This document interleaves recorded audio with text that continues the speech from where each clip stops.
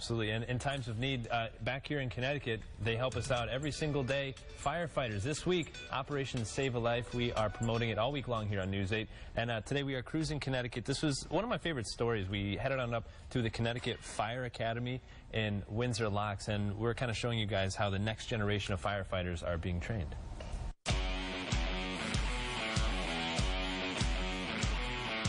Today we have the advanced skills and concepts, which covers 17 and 18-year-old kids that are cadets or volunteer explorers in their hometown.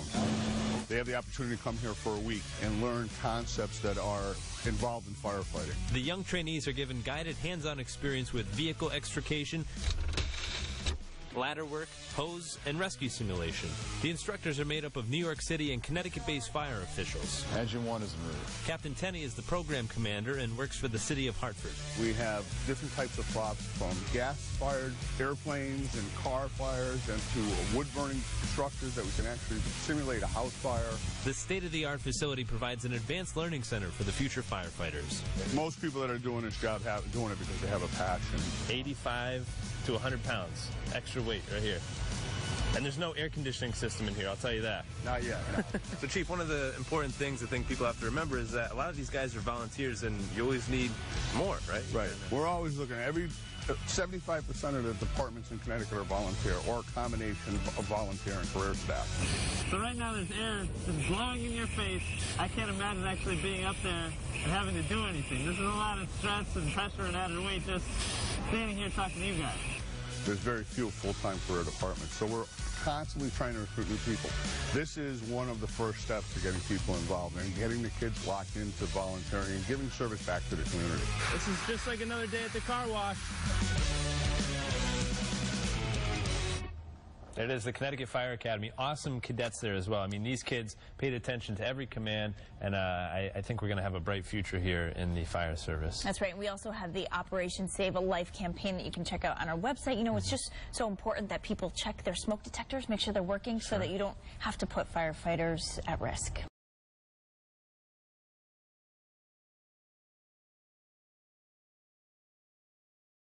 It's helping out your community. It's what America was based on. When you have an emergency, they are among the first to answer the call for help. But the majority of the men and women firefighters across Connecticut protecting you and your property are volunteers. And there's a big need right now for some new recruits. Channel 3 Eyewitness News reporter Caitlin Newcole explains how they're trying to fight the shortage, and it's a story you'll see only on 3. It takes a while to get it. 19-year-old Joey Savage can gear up in 45 seconds. You put the mask on. And seconds matter in an emergency. Savage is training to be a volunteer firefighter in Rocky Hill. It's a big commitment, but it's manageable. And finding people to make that commitment has been a struggle for departments across our state. I think as technology progresses, people's lives have become more intense. There are more than 300 fire departments across Connecticut, and 83% of the staff are professionally trained volunteers.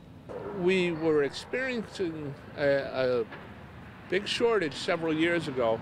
Rocky Hill's numbers were down to the mid-50s, and the chief says the goal is to have about 90 members.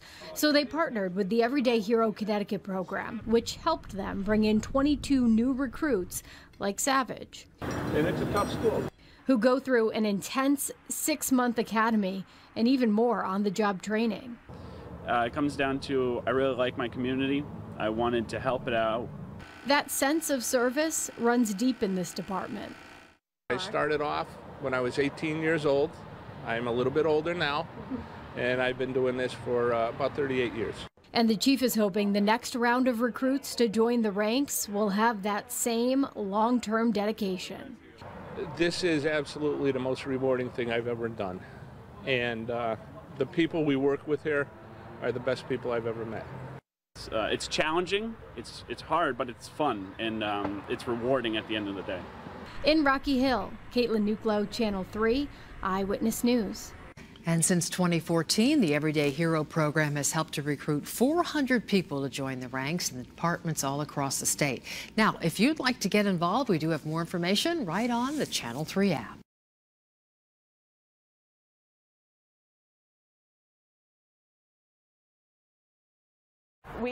We're live outside in the Barnyard Outdoor Studio, just coming out to check the conditions here. At gray skies and clouds, but it's feeling nice and temperate. Josh is tracking a warm-up for us and a return to sunshine, hopefully for the latter half of the week. But right now, hey, it's a good day to get outside, maybe get in a good workout. We've got one woman here from Portland, a local woman. You have quite the inspirational story about your journey to wellness and helping people get into fitness by having fun. This is Corey Magnata, and you're here to tell us about a really fun program. What's it called? Yes, this is the FXP Hoop Fitness Program. FXP, okay. This isn't your regular hula hoop that you remember when you were a kid, right? Right. Don't go raiding your child's closet. This is very different. This weighs 2 pounds. It is 42 inches in diameter. It is sized and weighted to carve out that waistline and help you shed inches as quickly as possible. So how effective is this exercise? First of all, it's something anybody can do, right? Absolutely anybody. I've had ages 8 to 88 in my class, literally. Oh, wow. That's fantastic. And it's proven pretty effective for you. It is. I've lost 85 pounds just with this hula hoop. 85 pounds. Yes. That is incredible. Oh, congratulations to you.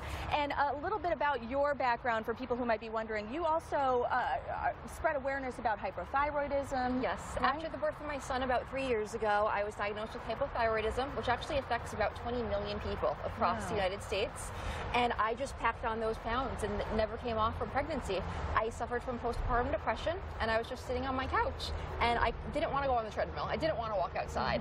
But I remembered loving hula hooping. Okay. So I Googled hula hooping workout, and I came up with this, and I saw it, and I thought, I want to do that, and then I want to inspire others to do it. Well, let's get to it. Show us some moves. What's it all about here? Sure. Like I said, anyone can hula hoop. I've never met anyone that I couldn't teach. You just put one foot in front of the other. Okay. You're gonna. Oh, am I doing this too? Here we go. If you'd like to, you look gorgeous doing it. And the hoop matches. And you're gonna put it right above your waistline, and then it's like a tennis serve motion. Okay. So you're gonna throw that hoop and get it going. And it's just a little movement. You burn between 600 and 800 calories just doing this. Really? So I put on NBC, my favorite station. Good choice. And I hoop for about an hour a day, and I see that I burn between 600 and 800 calories. And your waistline will feel amazing. You can get 6-pack abs just by hula hooping. Well, hey, I like the sound of that. And it's not just hooping, too. There's some other moves you can do that incorporate yoga and Pilates, Most definitely. right? We incorporate yoga, Pilates, and bar.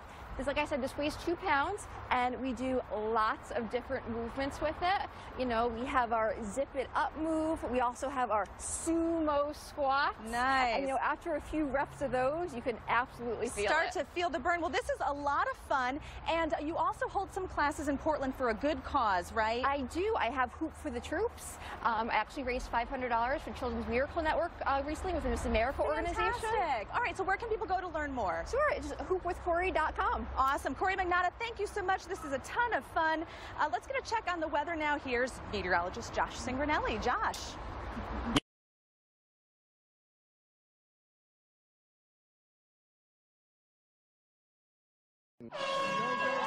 While fitness is foremost, charity is also a vital part of the Hartford Marathon Foundation's mission.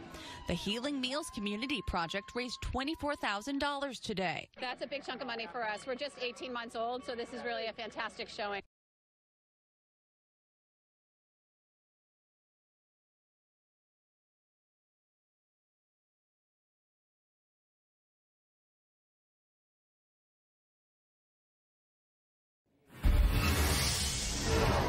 The Avon Volunteer Fire Department went to extremes to test out their firefighters' physical fitness. Crews were put through rigorous 10-level performance courses, all to evaluate strength, coordination, and endurance. In addition to that, the fire department issued the Community Challenge, inviting residents to put on firefighting gear and try out the courses themselves. Many people were surprised just how demanding the firefighting job really is. We did not know they were all volunteer. I had no idea. Most of my friends didn't know. It's a completely volunteer crew. I thought the truck drivers were paid. I thought the chief was paid. We just had no idea.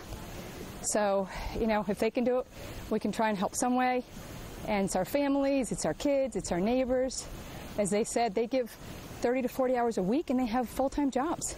The event is part of a 10-year plan designed to improve the health and safety of the Avon Volunteer Department.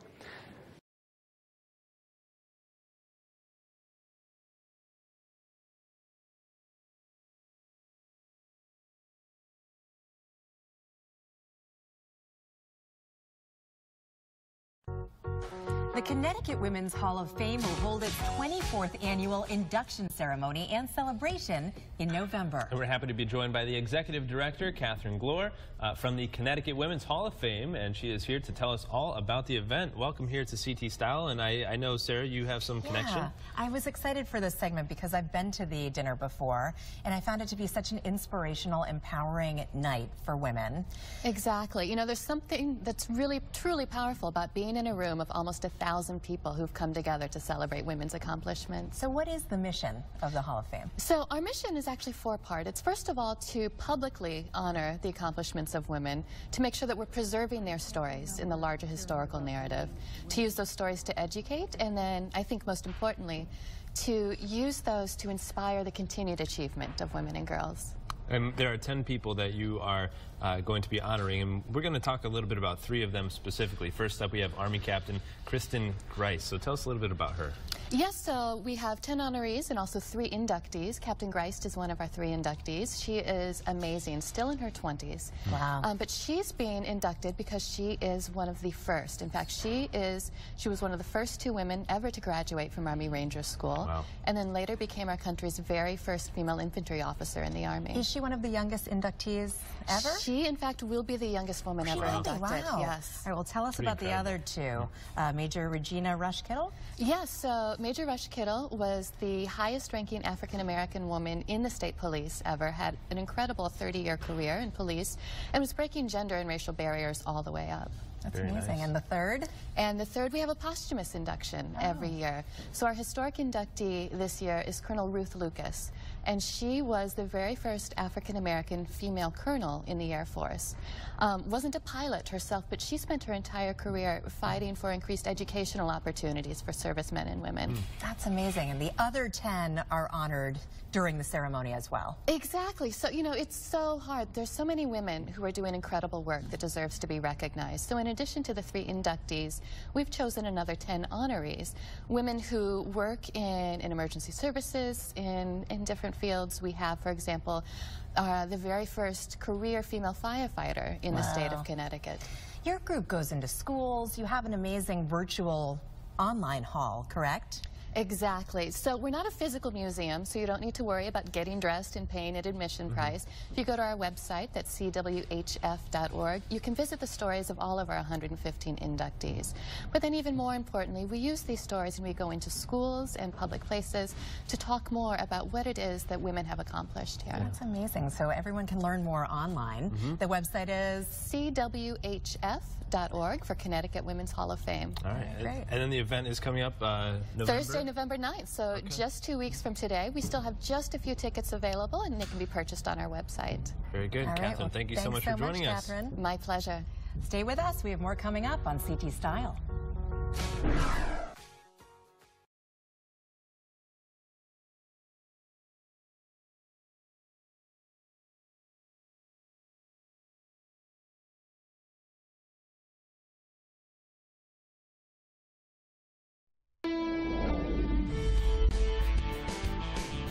Thank you for staying with us. Connecticut is facing a shortage of its bravest. Volunteer firefighters and medics are needed in towns across the state. Fox's 2's Javon Vitale spoke to local first responders about the situation and brings us this report from Branford.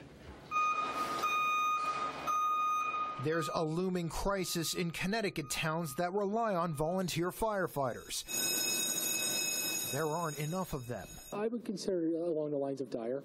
You look at 83% of Connecticut is served by volunteer communities, and I'm willing to bet you 78 to 80% of them could use more people. Fire chiefs from across the state met in Branford this morning to discuss federal funding to try and get more people to join the ranks of the volunteer firefighters at departments around the state. You may get a piece of apparatus leaving the firehouse with probably about 2 to 3 people on it. The pinch being felt the most in towns like Rocky Hill, which rely on an all-volunteer force. We need the manpower. Every bit helps. What happens is when you have your low numbers, it puts more of a demand on the people who are there all the time. It's just, if you bring the ranks up, everybody, it kind of balances the workload out among everybody. Firefighters say in the past, a sense of duty has brought volunteers forward, but with more young people having more financial obligations and distractions, the numbers aren't what they used to be. But there is hope among the departments that with this new federal funding, more potential volunteers can be reached. When you get out and help somebody in your community, there's a good sense of community, and when you think back on it, the camaraderie in the department, the sense of helping somebody, is a great feeling. A profession that helps people in need of a little backup. Reporting in Branford, Javon Vital, Fox 61 News.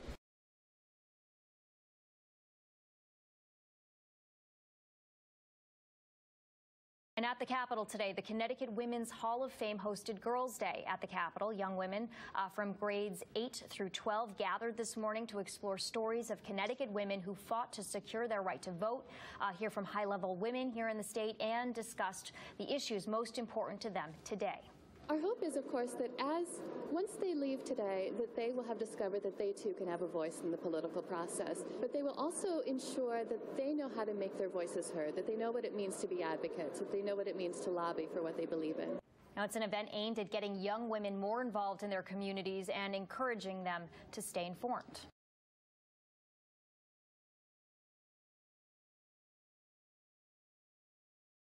Everyone, welcome back. We continue to raise awareness for Operation Save a Life. Yeah, we're here live in the Bender kitchen, and boy, I got to tell you, it's never smelled better in here. I mean, this is awesome stuff. We're joined by volunteer Fire Lieutenant George DeVita from Avon Fire. We want to thank you. Here, pound it out. Thanks for having me. For joining us here. Thanks for having me. Yeah, thanks for coming. And you also have a food truck, a barbecue truck. I do. How did it all start? So it's called the Firehouse Smoker. A few years ago, I was watching a TV show, about barbecue, and I decided I could do that.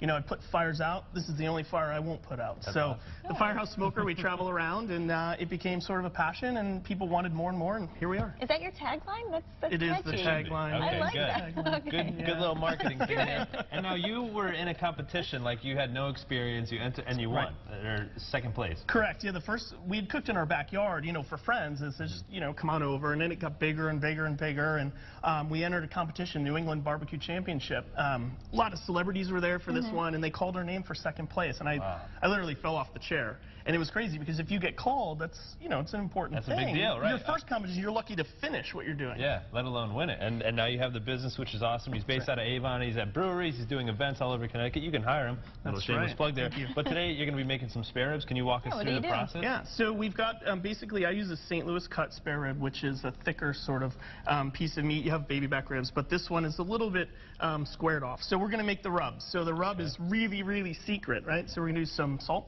Okay. Am I dumping this? This is quite don't a secret tell here. anyone. Yeah, right in the bowl. Just dump it right in. Don't tell anyone. We use coarse ground pepper. Pepper. Yep.